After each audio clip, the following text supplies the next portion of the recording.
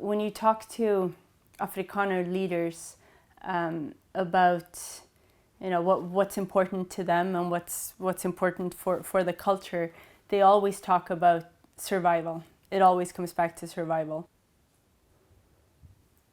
Back in the day, it was about surviving on the front line. And then with the arrival of the British, it became about political and economic survival. And then during apartheid, it was mainly about protection of privilege and survival. The concept of survival became an excuse to protect their privileges.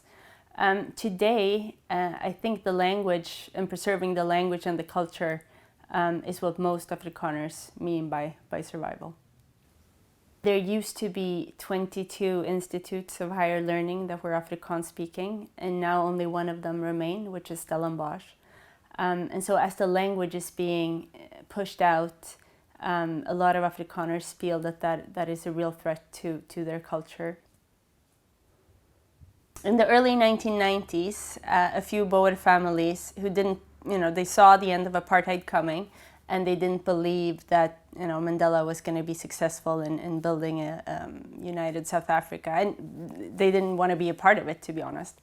And so they set out to form their own homeland, and they established this place called Orania in the middle of nowhere. It was a ghost town, essentially, that they bought, and they renovated the dilapidated structures and houses and turned it into a society for white Afrikaners. When I was there in 2011, it was about 1,000 people. I think today there's a few more. It grows slowly over time. And they're essentially trying to create their own homeland with their own laws, their own flag, their own currency, where they can live their culture. They're afraid that if they assimilate and if they allow their people to assimilate into regular South Africa, they will eventually be annihilated, their culture, their language, and their people. With the rise of nationalism in Europe that we're seeing currently, people frequently refer to, World War II and the rise of Nazi Germany, and I think that that's a pretty unhelpful example. And I think that the story of the Afrikaner is much more recent in time, and it's actually more applicable to the current European experience as well.